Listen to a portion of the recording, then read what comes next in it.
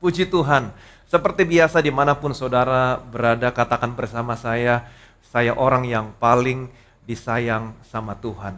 Kita masih dalam suasana Natal. Sekali lagi saya mengucapkan selamat hari Natal, selamat hari kelahiran Juru Selamat dan Tuhan kita Yesus Kristus. Alkitab berkata karena begitu besar kasih Allah akan dunia ini, akan saudara, akan saya. Dia memberikan anaknya yang tunggal, anaknya datang ke dalam dunia ini bukan untuk menghakimi dunia ini, tapi anaknya datang untuk menyelamatkannya oleh dia. To make well, to rescue from danger, to prosper. Dan lebih daripada itu, anaknya mempersembahkan tubuhnya untuk saudara, untuk saya. Mati di atas kayu salib, memberikan kematian pengganti. Supaya hari ini, setiap saudara, setiap saya yang percaya kepada anaknya, tidak binasa, tetapi beroleh hidup yang kekal. Yesaya juga menggambarkan karakteristik juru selamat saudara, juru selamat saya. Yesaya mengatakan, bulu yang terkulai takkan dipatahkannya, sumbu yang pudar takkan dipadamkannya. Inilah juru selamat saudara, inilah juru selamat saya. Sekalipun di tengah situasi dunia yang gelap seperti sekarang ini, sekalipun saudara merasa disingkirkan, tidak diperhitungkan, atau sekalipun ada di antara saudara yang merasa hidupnya sudah hancur-hancuran, atau saudara tidak lagi menjadi kemuliaan yang baik untuk nama Tuhan, tapi juru selamat saudara, dia tidak pernah mematahkan saudara, dia tidak pernah memadamkan saudara, dia selalu ada bersama-sama dengan saudara, sekalipun saudara ada di titik yang paling rendah dalam hidupmu, di lembah, juru selamat saudara, dia tidak pernah meninggalkan saudara. Dia ada bersama-sama dengan saudara, memegang tangan saudara, berjalan bersama-sama dengan saudara, melewati lembah, melewati titik yang paling rendah dalam hidupmu. Dia akan menyelamatkan saudara dan dia sanggup membuat hidupmu kembali menjadi kemuliaan bagi namanya. Betapa saudara dan saya diberkati memiliki juru selamat yang demikian. Dan tidak terasa hari ini kita sudah ada di hari Minggu yang terakhir di tahun 2020.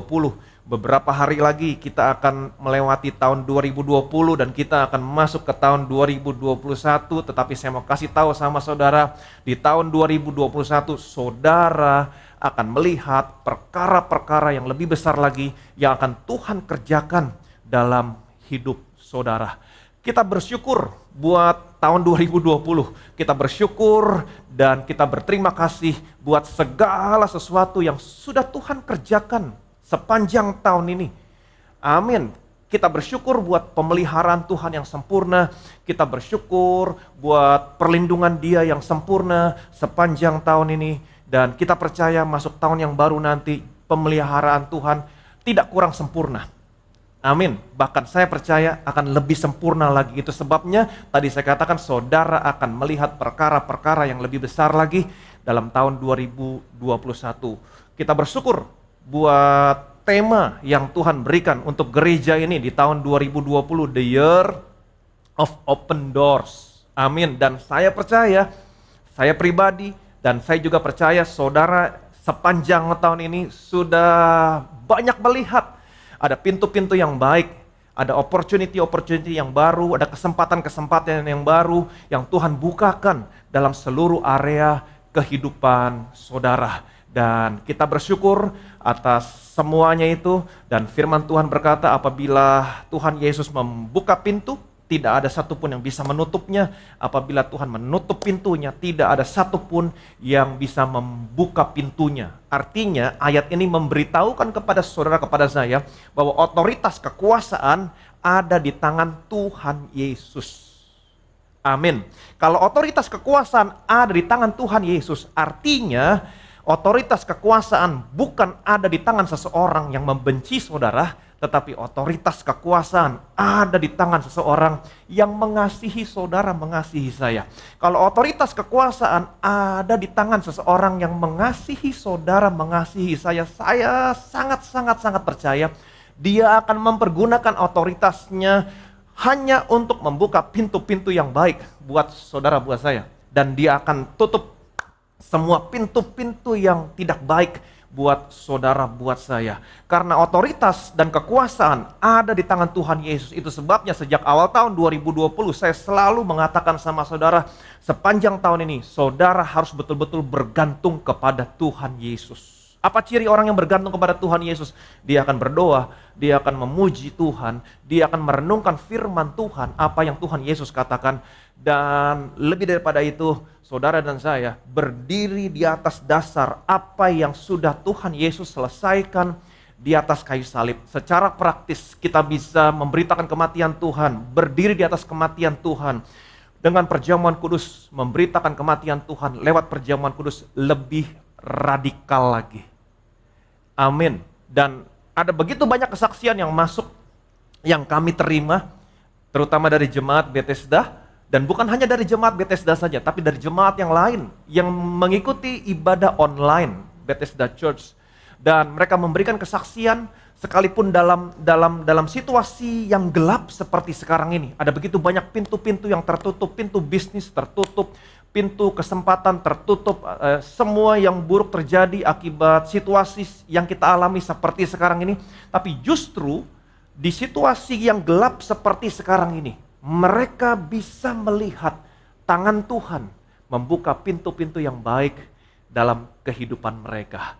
Amin. Dan mereka yang inline dengan apa yang Tuhan berikan kepada gereja ini, berdoa, memuji Tuhan, menyembah Tuhan, merenungkan firman Tuhan, lebih radikal lagi memberitakan kematian Tuhan. Mereka melihat, ini kesaksian mereka melihat tangan Tuhan membuka pintu-pintu yang baik dalam seluruh area kehidupan mereka. Dan sebentar kita akan meninggalkan tahun 2020, bukannya berarti the year of open door selesai. No. Tuhan tetap akan membuka pintu-pintu yang baik buat saudara. Tetap berdoa, tetap memuji Tuhan, tetap merenungkan firman Tuhan, tetap memberitakan kematian Tuhan lewat perjamuan kudus lebih radikal lagi. Amin. Dan dia akan tetap buka pintu yang baik. Dan masuk tahun 2021, Tuhan akan membawa saudara kepada level dan dimensi yang lebih besar lagi. Karena tahun 2021 adalah tahun, minggu depan saya akan kasih tahu sama saudara.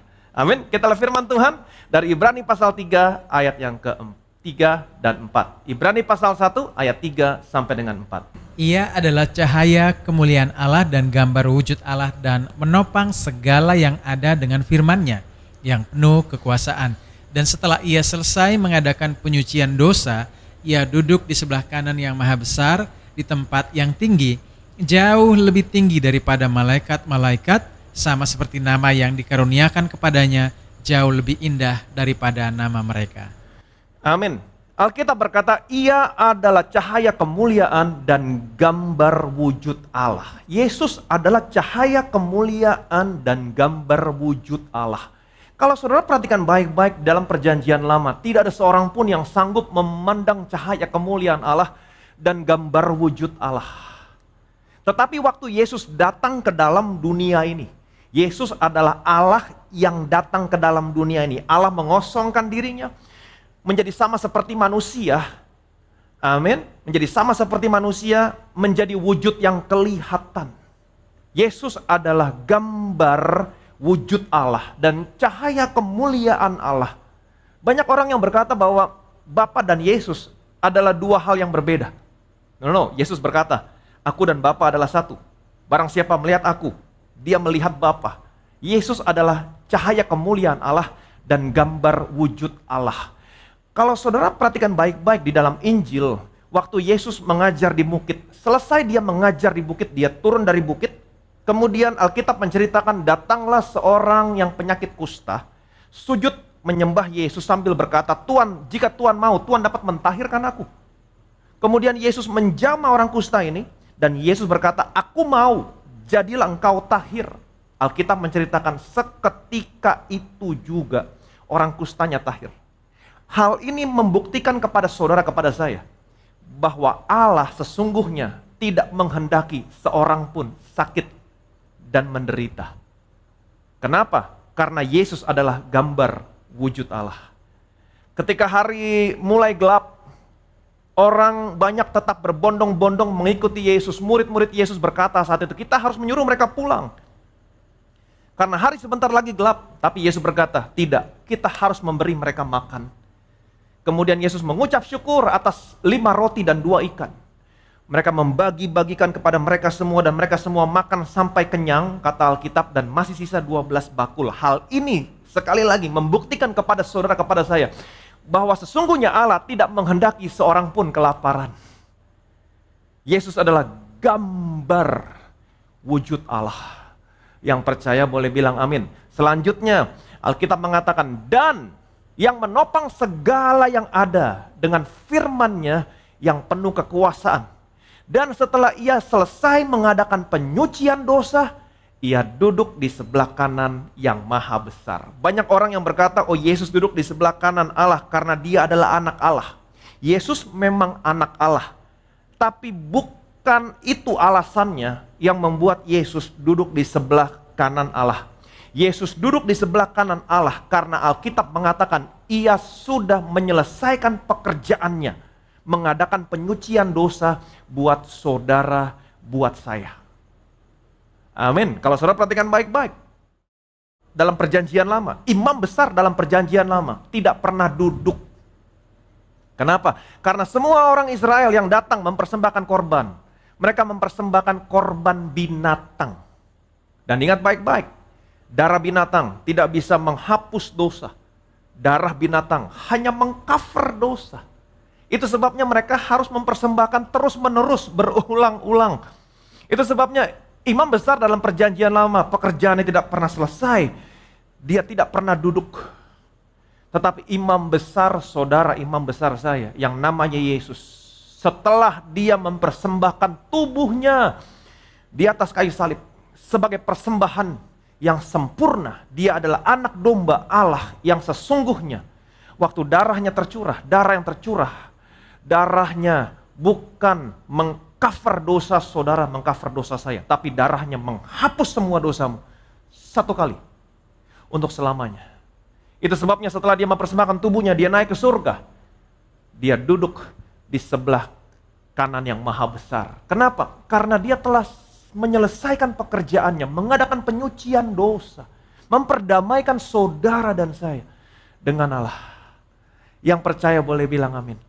Amin. Dia sudah menyelesaikan pekerjaannya. Saudara masih ingat tabut perjanjian? Masih ingat tabut perjanjian?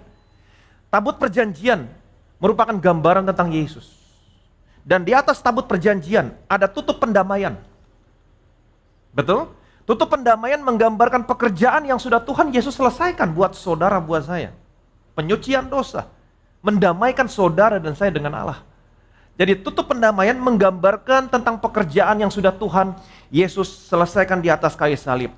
Alkitab mengatakan Kristus telah ditentukan Allah menjadi jalan pendamaian karena iman dalam darahnya. Kristus telah ditentukan Allah menjadi jalan pendamaian.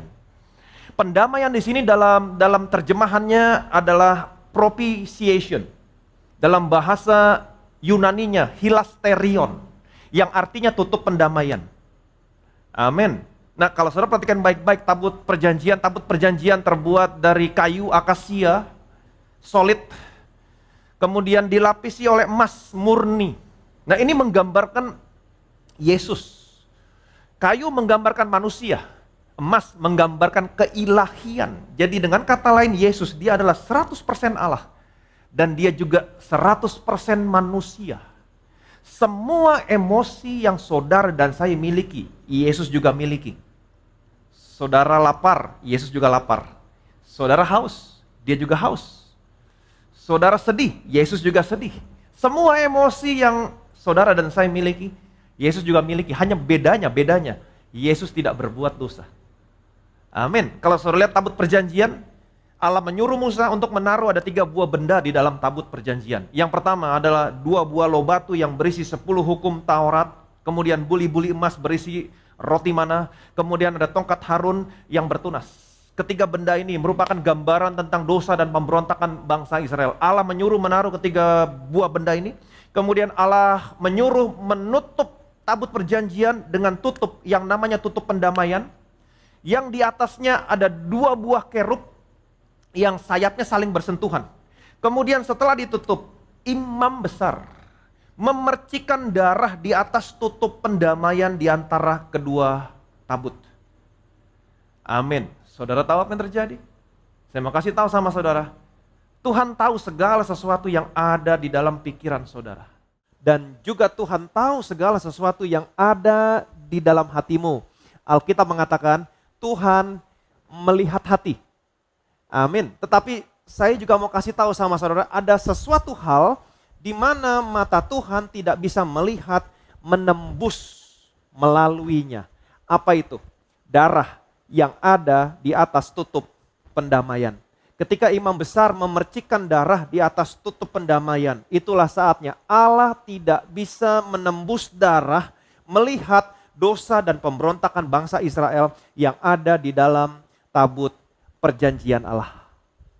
Amin. Dan peristiwa di mana imam besar memercikkan darah di atas tutup pendamaian, peristiwa ini hanya terjadi 1 tahun sekali, yaitu pada hari raya pendamaian. Amin. Ini peristiwa yang terjadi 1 tahun sekali. Ketika imam besar memercikkan darah di atas tutup pendamaian, darah yang dipercikan berbicara tidak lagi ada penghukuman atas seluruh bangsa. Darah yang dipercikan berbicara berkat atas seluruh bangsa. Dan kabar baiknya adalah darah Yesus sudah tercurah di atas kayu salib untuk saudara, untuk saya. Itu sebabnya waktu Allah melihat saudara dan saya hari ini, dia tidak melihat dengan murkanya, dia tidak melihat saudara dengan penghukuman, tetapi dia melihat saudara, melihat saya dengan kasih dan sayang. Yang percaya boleh bilang amin. Jadi tabut perjanjian berbicara tentang Tuhan Yesus Kristus. Dan saya mau saudara mengerti, kalau saudara baca perjanjian lama, ketika bangsa Israel berkemah, mereka berkemah di sekeliling tabut perjanjian. Betul? Mereka berkeliling di sekitar tabut perjanjian. Mereka mengelilingi tabut perjanjian. Ketika mereka harus berpindah dari satu tempat ke tempat yang lain, mereka membawa tabut perjanjian bersama-sama dengan mereka. Bagaimana caranya mereka membawa tabut perjanjian bersama-sama dengan mereka? Alkitab menceritakan para imam mengangkut tabut ini bersama-sama dengan mereka, berpindah dari satu tempat ke tempat yang lain. Tetapi saya mau kasih tahu sama saudara, sesungguhnya tabut perjanjian Allah sangat berat, sulit untuk diangkat. Kenapa? Karena terbuat dari kayu akasia, solid, dilapis dengan emas. Nah, pertanyaannya, bagaimana caranya mereka mengangkut tabut perjanjian Allah? Firman Tuhan berkata dalam 1 Tawari 15 ayat 14 sampai dengan 15. Jadi para imam dan orang-orang Lewi menguduskan dirinya untuk mengangkut tabut Tuhan Allah Israel. Kemudian Bani Lewi mengangkat tabut Allah itu dengan gandar pengusung di atas bahu mereka, seperti yang diperintahkan Musa sesuai dengan firman Tuhan. Bagaimana caranya mereka mengangkut tabut perjanjian? Alkitab menceritakan Bani Lewi mengangkat tabut Allah itu dengan gandar pengusung di atas bahunya. Seperti yang tadi saya katakan, sesungguhnya tabut Allah itu berat, sulit untuk diangkat. Kenapa mereka bisa mengangkat? Kalau saudara baca terus ayatnya, di ayat yang ke-26, di situ dikatakan Allah membantu imam Lewi mengangkat tabut perjanjian Allah. Amin. Allah yang membantu imam Lewi mengangkat tabut perjanjian Allah. Allah yang membantu. Itu sebabnya saya mau kasih tahu sama saudara, kalau Tuhan memerintahkan saudara atau Tuhan mau saudara melakukan sesuatu yang Tuhan perintahkan kepada saudara, bagian saudara, bagian saya adalah melangkah dengan iman. Sekali lagi saya ulangi, kalau Tuhan mau saudara melakukan sesuatu yang Tuhan perintahkan, bagian saudara, bagian saya adalah melangkah dengan iman. Para imam Lewi, mereka melangkah, mereka menaruh gandar pengusung di atas bahunya. Mereka hanya melangkah, mereka hanya menaruh gandar pengusung di atas bahunya. Waktu mereka mau mengangkat, ingat, tabut ini sesungguhnya berat, tapi waktu mereka mau mengangkat, tapi tiba-tiba tabut ini menjadi ringan. Kenapa? Karena Tuhan membantu imam Lewi mengangkat tabut Allah. Ketika Allah mau saudara melakukan sesuatu, melayani pekerjaan Tuhan misalnya, ketika saudara melangkah, ketika saudara melakukan apa yang Tuhan inginkan, maka saudara tidak akan pernah merasa berat. Saudara akan merasa ringan. Bagian saudara, bagian saya hanya melangkah dengan iman. Seperti tadi yang diceritakan, imam Lewi hanya melangkah menaruh gandar pengusung di atas baunya. Waktu mereka mau mengangkat yang tadinya berat menjadi ringan. Sekali lagi saya ulangi, ketika Allah mau saudara melakukan seperti apa yang Tuhan inginkan, melayani pekerjaan Tuhan, bagian saudara adalah melangkah dengan iman. Maka bagian Tuhan, dia akan memberikan kekuatan. Bagian saudara adalah iman, kekuatan berasal dari Tuhan. Yang percaya boleh bilang amin. Yosua pasal 3 ayat 2 sampai dengan 4. Setelah lewat 3 hari, para pengatur pasukan menjalani seluruh perkemahan dan memberi perintah kepada bangsa itu, katanya, segera sesudah kamu melihat tabut perjanjian Tuhan Allahmu yang diangkat para imam yang memang suku Lewi, maka kamu harus juga berangkat dari tempatmu dan mengikutinya. Hanya antara kamu dan tabut itu harus ada jarak kira-kira 2000 hasta panjangnya. Janganlah mendekatinya, maksudnya supaya kamu mengetahui jalan yang harus kamu tempuh, sebab jalan itu belum pernah kamu lalui dahulu. Amin. Perhatikan baik-baik, Yosua berkata kepada bangsa Israel, sesudah kamu melihat tabut perjanjian Allah diangkut oleh para imam yang adalah suku Lewi, maka kamu juga harus berangkat dari tempatmu dan mengikuti tabut itu. Hanya harus ada jarak antara tabut dengan kamu kira-kira 2000 hasta. Amin. Saya mau kasih tahu sama saudara, dalam hidup ini saudara harus selalu melihat Yesus dan mengikuti Yesus. Jangan melihat siapapun, jangan mengikuti siapapun, bahkan jangan melihat saya, jangan melihat manusia manapun, hanya melihat Yesus. Hanya mengikuti Yesus. Yang percaya boleh bilang amin. Bilang sama kiri kanan yang ada di sebelah saudara, hanya lihat Yesus. Hanya ikut Yesus. Amin. Ayat 14, ayat 16. Ketika bangsa itu berangkat dari tempat perkemahan mereka untuk menyeberangi sungai Yordan, para imam pengangkat tabut perjanjian itu berjalan di depan bangsa itu. Segera sesudah para pengangkat tabut itu sampai ke sungai Yordan dan para imam pengangkat tabut itu mencelupkan kakinya ke dalam air di tepi sungai itu, sungai Yordan itu sebak sampai meluap sepanjang tepinya selama musim menuai. Maka berhentilah air itu mengalir. Air yang turun dari hulu melonjak menjadi bendungan jauh sekali di dekat Adam, kota yang terletak di sebelah Sartan. Sedang air yang turun ke Laut Araba itu, yakni Laut Asin, terputus sama sekali. Lalu menyeberanglah bangsa itu di tentangan Yeriko. Amin. Alkitab menceritakan ketika mereka mau menyeberangi sungai Yordan, para imam yang adalah dari suku Lewi yang mengangkut tabut perjanjian Allah, mereka terlebih dahulu masuk ke sungai Yordan. Amin. Sedangkan bangsa Israel kira-kira ada jarak 2000 hasta mengikuti di belakangnya. Waktu para imam yang adalah suku Lewi yang mengangkat tabut perjanjian mencelupkan airnya ke sungai Yordan, Alkitab menceritakan saat itu airnya tersebak. Amin. Kemudian aliran airnya terputus. Jadi ingat baik-baik, siapa yang terlebih dahulu masuk ke sungai Yordan? Tabut perjanjian yang diangkut oleh para imam yang berasal dari suku Lewi. Dan ingat baik-baik, tabut perjanjian menggambarkan tentang siapa tadi? Tuhan Yesus. Sungai Yordan berbicara tentang apa? Penghukuman. Karena Yordan berasal dari kata Yardenit, terjemahan di dalam bahasa Ibraninya Yardenit. Yardenit berasal dari kata yarat dan den. Yarat artinya to go down. Den, penghukuman. Amin. Dan ingat baik-baik, tabut perjanjian berbicara tentang Tuhan Yesus. Artinya apa? Tuhan Yesus turun ke dalam dunia ini. Menggantikan posisi saudara, posisi saya. Menanggung semua penghukuman yang seharusnya menjadi bagian saudara, bagian saya. Amin. Tabut perjanjian yang terlebih dahulu masuk ke dalam sungai Yordan.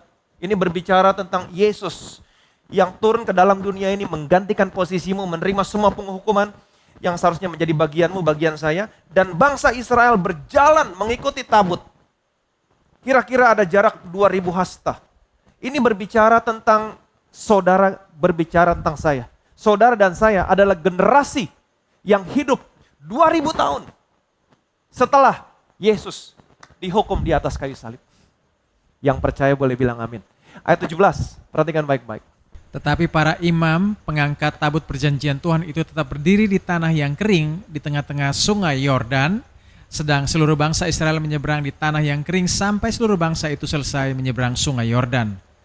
Amin. Alkitab mengatakan ketika para imam yang adalah berasal dari suku Lewi mengangkat tabut perjanjian itu masuk ke sungai Yordan dan mereka tetap berdiri di tengah-tengah sungai Yordan, sedang bangsa Israel terus menyeberang sungai Yordan sampai habis.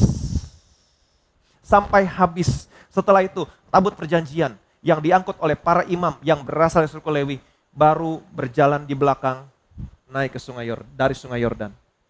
Semuanya menyeberang, tidak ada satupun yang tertinggal. Amin. Saya mau sampaikan sama saudara, kalau Tuhan Yesus datang ke dalam dunia ini untuk menyelamatkan saudara, menyelamatkan saya percaya tidak ada satupun di antara saudara yang tertinggal. Yang percaya boleh bilang amin. Amin. Jadi tabut perjanjian berbicara tentang siapa? Tentang Yesus. Sekali lagi saya ulangi, ketika mereka berkemah, ketika bangsa Israel berkemah mengelilingi tabut perjanjian. Mereka melihat kepada Yesus, mereka melihat kepada tabut perjanjian. Dan ketika mereka berjalan, perhatikan baik-baik. Ketika mereka berjalan, mereka membawa tabut perjanjian bersama-sama dengan mereka. Tabut perjanjian berjalan di depan mereka dan ada saatnya tabut perjanjian berjalan di belakang mereka. Apa yang saya mau sampaikan sama saudara? Perhatikan baik-baik. Dalam hidup ini, bagian saudara, bagian saya adalah menempatkan Yesus di tengah-tengah saudara. Menempatkan Yesus menjadi pusat, menjadi center. Matamu hanya memandang Yesus, saudara hanya melihat Yesus, dan saudara hanya mengikuti apa yang Yesus katakan. Dan bagian Allah, bagian Yesus adalah apapun yang menjadi tantanganmu di depan, dia berjalan di depan saudara. Amin. Apapun sesuatu yang jahat, yang mau datang dari belakang saudara, dia menjadi penutup barisan saudara. Yang percaya boleh bilang amin. Amin. Yesaya pasal 52 berkata begini, perhatikan baik-baik. Sungguh kamu tidak akan buru-buru keluar dan tidak akan lari-lari berjalan, sebab Tuhan akan berjalan di depanmu dan Allah Israel akan menjadi penutup barisanmu. Amin. Sungguh kamu tidak akan buru-buru keluar dan tidak akan lari-lari berjalan, sebab perhatikan baik-baik, Tuhan akan berjalan di depanmu dan Allah Israel akan menjadi penutup barisanmu. Tuhan akan berjalan di depanmu dan dia akan menjadi penutup barisanmu. Saudara masih ingat peristiwa ketika bangsa Israel keluar dari Mesir? Ketika mereka keluar dari Mesir, sesungguhnya bangsa Mesir tidak pernah rela melepaskan bangsa Israel.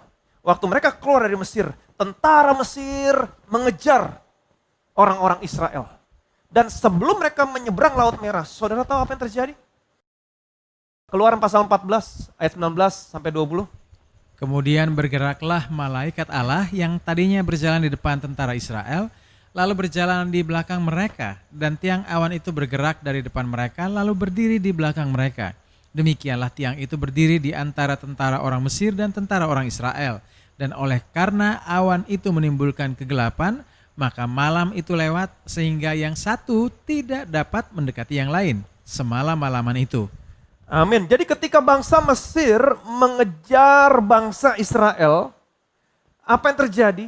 Malaikat Tuhan dalam bentuk tiang awan yang tadinya berjalan di depan bangsa Israel, bergerak, berpindah, dan berdiri di belakang bangsa Israel, di tengah-tengah antara bangsa Mesir dan bangsa Israel, sehingga ada jarak di antara keduanya, sehingga, perhatikan baik-baik, semalam-malaman, bangsa Mesir tidak bisa mendekati bangsa Israel.